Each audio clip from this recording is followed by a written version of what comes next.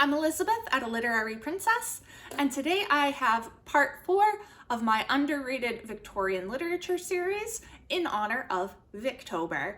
So, in this series, I pick 3 works of Victorian literature that I think are underrated and should be talked about more, and I talk about them. So, let's jump right in. First up, I have The Heavenly Twins by Sarah Grand. Sarah Grand is a New Woman writer, and she is actually considered the one to have coined the term New Woman. This book follows 3 different women, Evadne, Edith, and Angelica, as they navigate marriage and its problems. So first up we have Evadne. She is a very intelligent young woman. She reads a lot. She is kind of the new woman of the book. She has educated herself despite the fact that her father doesn't really approve of that. And she ends up falling in love with this man whose name I don't remember. Or I've looked it up and I don't know how to pronounce it, and I'm not gonna try. But he's in the military, and she gets married to him, but on the day she gets married to him, she is given a note that suggests that he has a disreputable past. And so after the wedding, she runs away from him and refuses to return because of this disreputable past. And she finds out that her family knew about it and didn't say anything. And because she has done all this reading and is educated, she knows it would be dangerous for her to be with this man because he's been sleeping around. We have a guest. Hi, baby. Hi, do you want to say hi? Do you want to sit in my lap? It's a book. I don't think you'd like it very much. Oh, is it yours? Okay. This book deals a lot with syphilis and the dangers of it, and the fact that men were spreading it around. Sir, don't do that. The fact that men were sleeping around and contracting it and then going and sleeping with their wives and giving it to unsuspecting women. So, and Grand received a lot of criticism for that because this is really like the first book that was doing that. It was considered very scandalous at the time. But anyway, so Evadne refuses to have a traditional marriage with him and only agrees to go and live with him if they do not have sex, and they just live together and kind of pretend to be husband and wife. So that's her side of the story. The next one is Edith, who is a very kind of your typical Victorian ideal woman. She's very, very sweet and doesn't really know a whole lot. She's very innocent. And she marries another military man who has syphilis, and she does not know at the time of marrying him.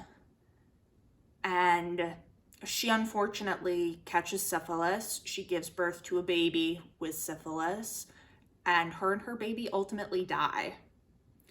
And it's really tragic and really heartbreaking, but it's showing what it's like. It's the opposite of what happened to Evadne. Evadne realized and didn't go through with the traditional marriage, whereas Edith wasn't educated and didn't know, and therefore ends tragically. And then we have Angelica, who is one of the heavenly twins of the title. She and her brother Diavolo are fairly young when the book starts, and they get up to all kinds of shenanigans, including switching clothes with each other and going to somebody's wedding to be their like flower girl and page boy, but the page boy is Angelica and the flower girl is Diavolo. So they get up to all kinds of shenanigans like that. And as they grow up, Angelica starts to realize that she's being treated differently than Diavolo. She's being put with a governess instead of with a tutor. And she really fights so that she can have the same education as her brother, because she is ultimately the one that is better suited to an education Diavolo's not really interested, but because he's a boy, he's getting the education, and she ultimately benefits more from it. And then she ends up getting married, but it is with a guy who's much older than her, and she actually proposes to him. It's very interesting. But she still is feeling kind of trapped in her role in society. And so there's this great section that deals with that I really enjoy, but I don't want to spoil too much. But yes, so this book is really interesting, very strange in some ways. It is structurally very different. Like, most of it's in third person, and then we get to the last part and it's in first person. There is this whole section called The Boy and the Tenor, or The Tenor and the Boy. I'm not sure which order that's in, and I doubt I'd be able to find it at the moment. But that has a very different feel, like a very different tone from the rest of the book. But ultimately, it is extremely interesting. And it's talking about some very important stuff that was happening at the time period. And I thought it was really good. I gave it 3 stars ultimately because there are parts that drag. I mean, look at how long this is. It's definitely not going to be for everybody, but I do think it's a really important work that deserves more attention. So next up, I have another one by a woman writer. This is The Clever Woman of the Family by Charlotte Mary Young. I just read this a few months ago maybe for my exam readings. So this focuses on Rachel Curtis, really, who is the clever woman of the family of the title, but also on all the women in her social circle as well, including her cousin Fanny and their neighbor Ermine Williams. Sir, I really need you to not knock over the camera. So Rachel Curtis, she is an interesting character, a very frustrating character. She very much wants to have a mission in life and make big changes. And she does not want to get married, but she wants to be involved in education and get published and do all these charitable things. And they end up going horribly wrong every time because she is not as well educated as she thinks she is. She is overly pushy and rude and abrasive and overall just a pain in the ass. So things go kind of comically wrong at first until it becomes something that is tragically wrong and leads to the death of a person, at which point she starts to have a shift in her mindset. And there is romance between several of the characters. Ermine Williams, who is, according to the end of the book, the real clever woman, because she does a lot of what Rachel wants to do, but she is well educated and not pushy and abrasive. But Ermine Williams has a romance with Colonel Colin Keith, who she used to be engaged to, and then she became disabled due to an accident, and her family kind of pushed him away. There is a romance with Rachel herself with Alec Keith, who is, I think, Colonel Colin Keith's cousin. There's a whole subplot with a trial with a man who deceives Rachel and cheats her financially, who also turns out to be somebody connected to the Williams family. Honestly, I just found it really well put together. It was interesting to read. I was having a great time. And I liked the characters. Rachel was a pain in the ass, but it was kind of an enjoyable type of pain in the ass. But I really loved Ermine Williams. I really loved Fanny, Rachel's cousin, who is the true hero of this story. So she is a very young widow with 7 children. Her husband was kind of high up in the military and serving over in India. And when he dies, she comes back to England to be with her family. And she seems very kind of meek and unassuming. and not super competent necessarily. And Rachel's always trying to help her and stuff. And but it turns out Fanny is like truly the hero here. And I love her. And this book is really good. A lot of people might see it as anti-feminist because Rachel is trying to be independent and ultimately, like, she's fixed by marrying a guy. And that's definitely there, but we also have other female characters that are incredibly competent and that don't need a man to do that. Ermine is a great example, even though she does have a love story, but all of the good stuff she does is not related to him.